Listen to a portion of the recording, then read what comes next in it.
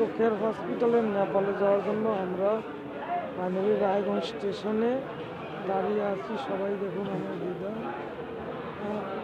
আমরা সবাই দাঁড়িয়ে আছি ট্রেন কখন আসবে। ট্রেনের টাইম দেওয়া ছিল 7টা, সেখানে এখনো ট্রেন কোনো নামগন্ধ নেই। ফাইনালি আমরা কাটিহার যাচ্ছি, তোমরা সবাই দেখতেই পাচ্ছ। নেপাল যাওয়ার জন্য রেডি হয়ে সিটে বসে পড়েছি। ট্রেন ইতিমধ্যে ছেড়েও দিয়েছে, তোমরা সবাই দেখতেই পাচ্ছ সব কিছু। কিন্তু আমার একটা দুঃখ, কিন্তু আমার মোবাইলের এই লাউডটা কাজ করছিল না। এই যে দেখছেন আপনারা, এটা হচ্ছে কাটিহার। আমরা নেপাল যাচ্ছি এখন, কাটিহারে আসছি। এখন বাজে রাত 2টো, ট্রেন আসবে রাত 4টার দিকে। 4টার দিকে ট্রেন। বুঝতে পারছো, এখন এই কাটিহারে আমাদেরকে এখনো 2 ঘন্টা, কি করবো, 2.25 ঘন্টা থাকতে হবে। এমন টাইমে ছিল, এসে পৌঁছালাম 11টার দিকে, আর ট্রেন ছিল রাত 4টার দিকে।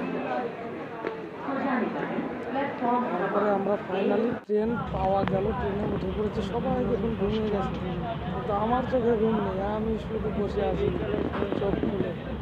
কী করবো, তখন আমি কী করছিলাম, ভিডিও করছিলাম, কী করবো।